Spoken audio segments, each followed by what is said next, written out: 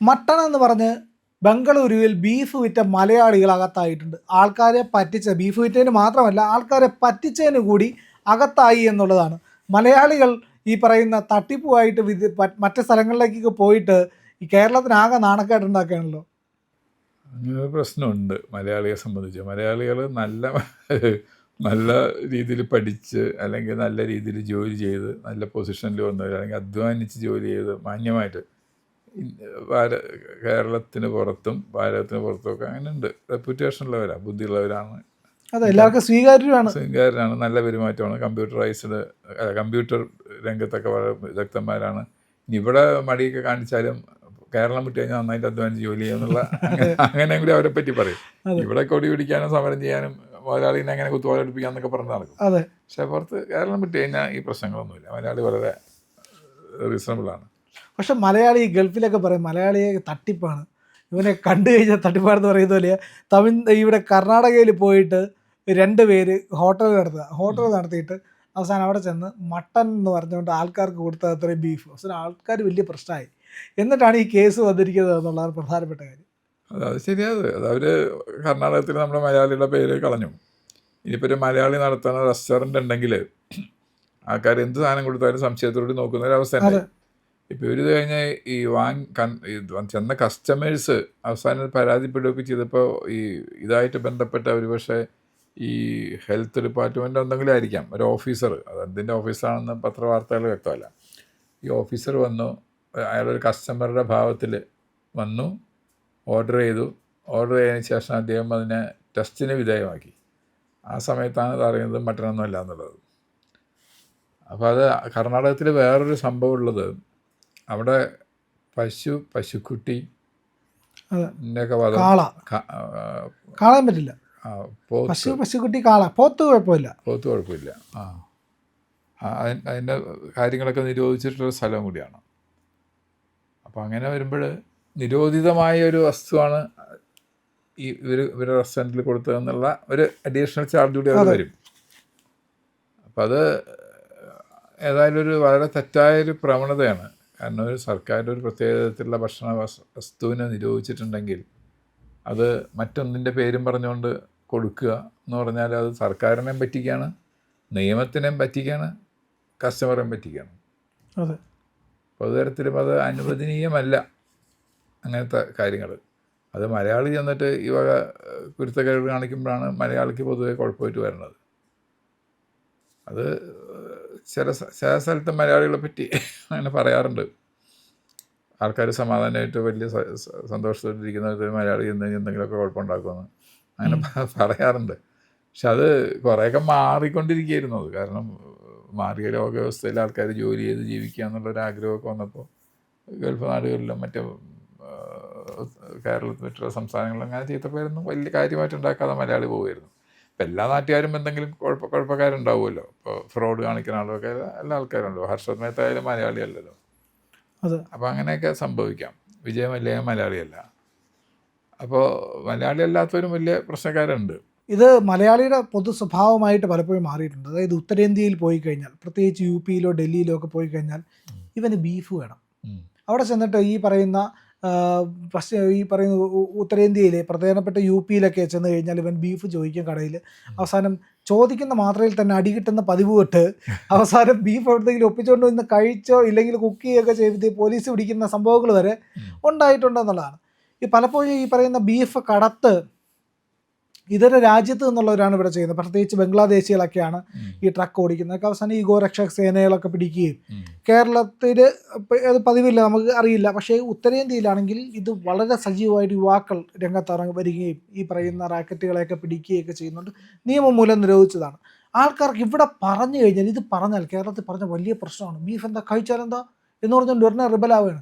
നമുക്ക് ഗാന്ധിജി പറഞ്ഞതാണ്. അതായത് നമ്മുടെ ഡയറക്റ്റീവ് പ്രിൻസിപ്പിൾസ് ഓഫ് സ്റ്റേറ്റ് പോളിസിക്കകത്ത് പറഞ്ഞിട്ടുണ്ട്, ബീഫ് എന്ന് പറയുന്നത് നിരുത്സാഹപ്പെടുത്തേണ്ട ഭക്ഷണ പദാർത്ഥമാണ്.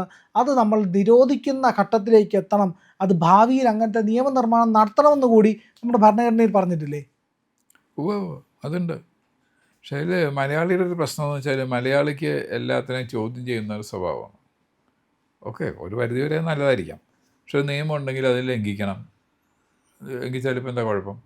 എന്ന് പറഞ്ഞ് ലംഘിക്കുക. അത് മലയാളി അവിടെ ചെന്നാൽ ഇങ്ങനെയൊക്കെ ചില കാര്യങ്ങൾ കാണിക്കും. ഇപ്പോൾ മുമ്പ് ട്രംപ് ഇലക്ഷന് തോറ്റ സമയത്ത് ഒരു പ്രകടനം നടത്തില്ല വൈറ്റ് ഹൗസിൽ. അപ്പോൾ ഒരു മലയാളി എന്ന് വെച്ചാൽ ഇന്ത്യയുടെ ഭാരതത്തിൻ്റെ ദേശീയ പതാകം പിടിച്ച് പോയി ക്യാപിറ്റൽ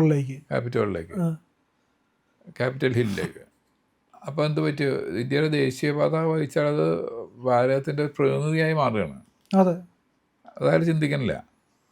അപ്പോൾ അങ്ങനത്തെ കാര്യങ്ങളുണ്ട്. ഇപ്പോൾ നേരത്തെ പറഞ്ഞ നോർത്ത് ഇന്ത്യയിൽ പലപ്പോഴും ഈ ബീഫ് എന്നൊക്കെ പറഞ്ഞ് നമ്മൾ കേൾക്കുന്ന പലപ്പോഴും ഇങ്ങനത്തെ പ്രശ്നങ്ങളാണ്. അവിടുത്തെ നിയമത്തിനെ ലംഘിക്കാൻ വേണ്ടി തന്നെ മനഃപൂർവ്വം കച്ച കെട്ടി ഇറങ്ങും. എന്നിട്ട് അതുപോലെ എന്തെങ്കിലും കാണിക്കുമ്പോൾ അവിടുത്തെ ആൾക്കാരും വൈകാരികമായിട്ട് പ്രതികരിക്കും. കാരണം അവർക്കതിൽ വൈകാരികമായിട്ടൊരു ഒരു ചിന്തയും ഓർമ്മയുമാണ് ഈ ഗോമാംസം എന്ന് പറയുന്നതിനോട് എതിരായിട്ടുള്ളത്. അപ്പോൾ സ്വാഭാവികമായിട്ട് അവർ ചിലപ്പോൾ വൈകാരികമായിട്ട് പ്രതികരിക്കും. ആ സമയത്ത് പറയും ഇങ്ങനെ മോഡി ഗവൺമെൻറ് വന്നതിന് ശേഷം ഒരാളെ പിടിച്ച് തല്ലിക്കൊന്നു എന്നൊക്കെ പറയും. പക്ഷെ അത് പലപ്പോഴും അത് ബീഫായിട്ട് ബന്ധപ്പെട്ടതൊന്നും അല്ല.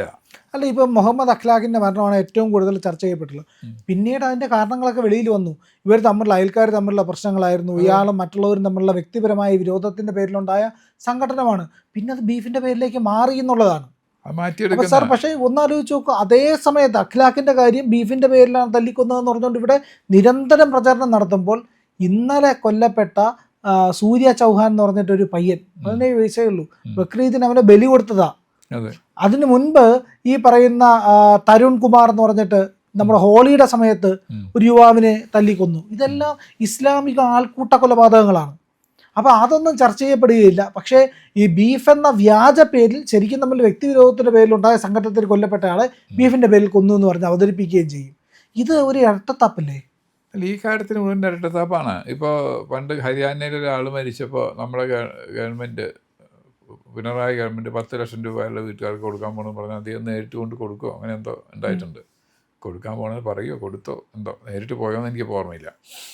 പിന്നീട് അത് കണ്ടുപിടിക്കപ്പെട്ടത് റെയിൽവേ യാത്ര, ട്രെയിൻ യാത്രക്കിടയ്ക്കുള്ള സീറ്റിൻ്റെ പേരിലുള്ളൊരു തർക്കമായിരുന്നു. ആരോ റിസർവ് ചെയ്ത സീറ്റിൽ ഇയാൾ കയറിയിരുന്നു. അപ്പോൾ അത് പിടിച്ചുകൊണ്ട് തള്ളുമായി. അവിടെ നിന്നുണ്ടായൊരു സംഭവമായിട്ടാണ് പിന്നീട് അത് പിന്നീട് മനസ്സിലാക്കുന്ന അങ്ങനെയാണ്. അപ്പോൾ ഇതെന്താ വെച്ചാൽ നമ്മുടെ ഇവിടെ കുറച്ച് മാധ്യമങ്ങളും ഈ ഇതേപോലെയുള്ള കുറച്ച് രാഷ്ട്രീയ പാർട്ടിക്കാരും ബുദ്ധിജീവികളെന്ന് പറയുന്ന ആൾക്കാരൊക്കെ ഉണ്ട്. എന്ത് കാര്യത്തിനെയും ഒരു ഹിന്ദു വിരുദ്ധ, മോഡി വിരുദ്ധ, BJP വിരുദ്ധ, RSS വിരുദ്ധ ആക്കി മാറ്റി കഴിയുമ്പോൾ ഞങ്ങൾ ഹീറോസായി. പിന്നെ പലതും ഇവിടെ നടക്കാറുണ്ടല്ലോ. അപ്പോൾ CIA സമരം നടക്കുന്ന സമയത്ത് ഇതാ എൻ്റെ പിന്നിൽ ഒരു പള്ളി കത്തുന്നു എന്ന് പറഞ്ഞൊരു മാധ്യമപ്രവർത്തകൻ, ഏഷ്യാനെറ്റിലെ മാധ്യമപ്രവർത്തകൻ പറയുന്നു അവിടെ ഒരു പള്ളിയും കത്തിയിട്ട് കൊണ്ടുപോയില്ല. പിന്നെ ഏതൊരു യൂണിവേഴ്സിറ്റിയിൽ കുറച്ച് മുസ്ലിം കുട്ടികളെ കൊന്നു എന്ന് പറയുക. എന്നിട്ട് ഇവിടെ നമസ്കാരം നടത്തുക കേരളത്തിൽ. അവർ മരിച്ചിട്ടില്ല, അവർ സുഖമായിട്ടവിടെ നടക്കുന്നു.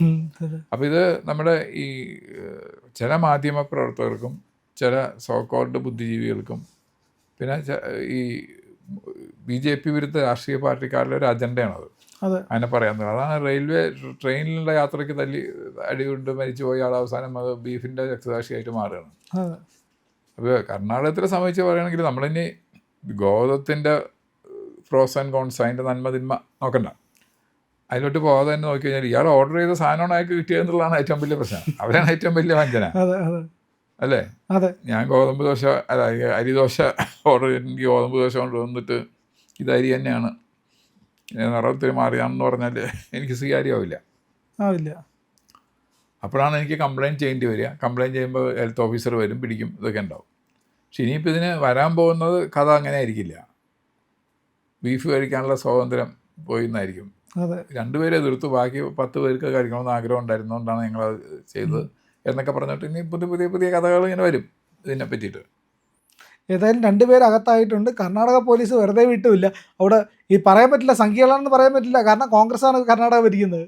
അതിൽ കർണാടകത്തിലൊരു കാര്യം എന്താണെന്ന് വെച്ചാൽ ഈ വക കാര്യങ്ങളിൽ അവിടുത്തെ കോൺഗ്രസ് കേരളത്തിലെ കോൺഗ്രസിൻ്റെ പോലെയല്ല. കുറേ കാര്യങ്ങളിൽ ഓക്കെ അവർ അഖില ഭാരതീയമായിട്ട് അവർക്കൊരു നയമുണ്ട്, അതുപോലെയൊക്കെ അവർ നിൽക്കുമെങ്കിൽ പോലും ഇപ്പോൾ PM ശ്രീ അവർ സ്വീകരിച്ചല്ലോ. അപ്പോൾ അങ്ങനെ പല കാര്യങ്ങളിൽ ഇവിടുത്തെ കോൺഗ്രസ് എന്ന ഓരോ സ്റ്റേറ്റിലും ഓരോ കളറാണ്.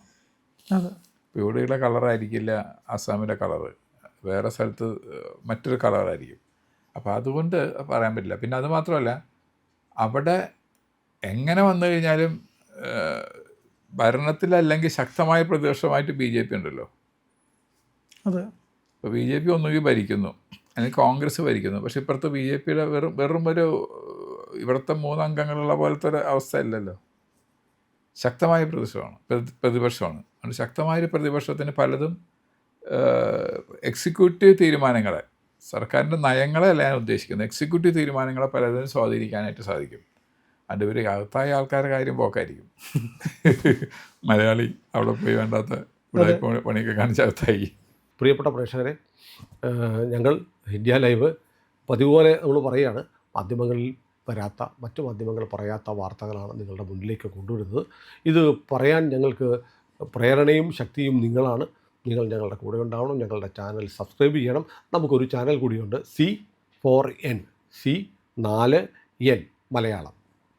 നമ്മൾ ഈ തെരഞ്ഞെടുപ്പൊക്കെ ആയതുകൊണ്ട് കൂടുതൽ വാർത്തകൾ നമ്മുടെ ഈ പ്ലാറ്റ്ഫോമിൽ തന്നെ കൊടുക്കാൻ കഴിയാത്തതുകൊണ്ടാണ് C4Nൽ പുതിയ വാർത്തകൾ കൊടുക്കുന്നത്. അപ്പോൾ ആ ചാനലും കൂടി ഒന്ന് സബ്സ്ക്രൈബ് ചെയ്യണം. ഇന്ത്യ ലൈവ് ഉറപ്പായിട്ടും ചെയ്യണം. C4N കൂടെ, C4N, C എന്ന് പറഞ്ഞാൽ ക്രെഡിബിൾ, ഫോർ എൻ നേഷൻ, രാജ്യം. നമ്മുടെ രാജ്യത്തിന് വേണ്ടിയാണ്. രാജ്യം വിട്ട് ഒരു കാര്യവും ഇന്ത്യ ലൈവിനില്ല. അതുകൊണ്ട് ഞങ്ങളുടെ കൂടെ ഉണ്ടാവണം എന്നുകൂടി അഭ്യർത്ഥിക്കുന്നു.